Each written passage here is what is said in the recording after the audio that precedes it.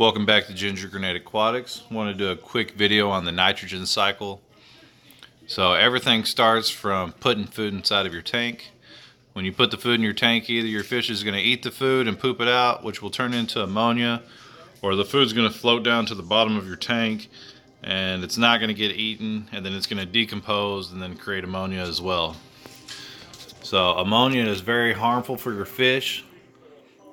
And the only way to get rid of ammonia is from having beneficial bacteria. Beneficial bacteria is going to build up either in your canister filter or whatever type of filtration you have. You can also get a little bit of beneficial bacteria that builds up inside of your gravel.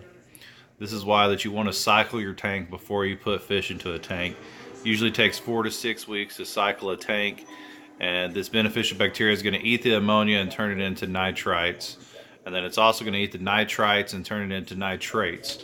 So ammonia and nitrites, if these are not getting eaten by beneficial bacteria, it's just floating around in the water, and this is what your fish are breathing in.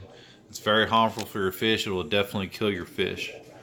So after the ammonia gets eaten, turns into nitrites, nitrites get eaten, and then it gets turned into nitrates.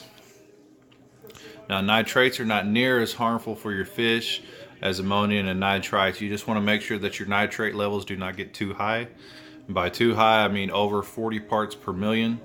The way that you can check and see what your nitrate levels are at is just by a simple water testing kit right here. I do recommend the API Master Test Kit. You can test your pH levels, your ammonia, your nitrite, and your nitrate levels all with this test kit.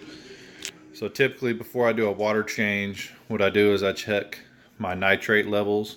For example, if I'm at 40 parts per million and I did a 50% water change, that would drop my nitrate levels down to 20 parts per million. So usually once I get up to the 40 parts per million range, I do about a 70-80% water change. So whenever you do this, it'll get rid of your nitrates. Another way to get rid of nitrates is by having live plants. Live plants will eat nitrates as food, but most people don't have live plants in their freshwater aquariums. So that's why we do water changes. I hope this helps everybody out. If you don't know how to do a water change, you can check out one of my other videos. It's called 2 Girls 1 Python. If you have any other additional questions, just post them in the comments down below and I'll get to them as soon as I can. Thanks.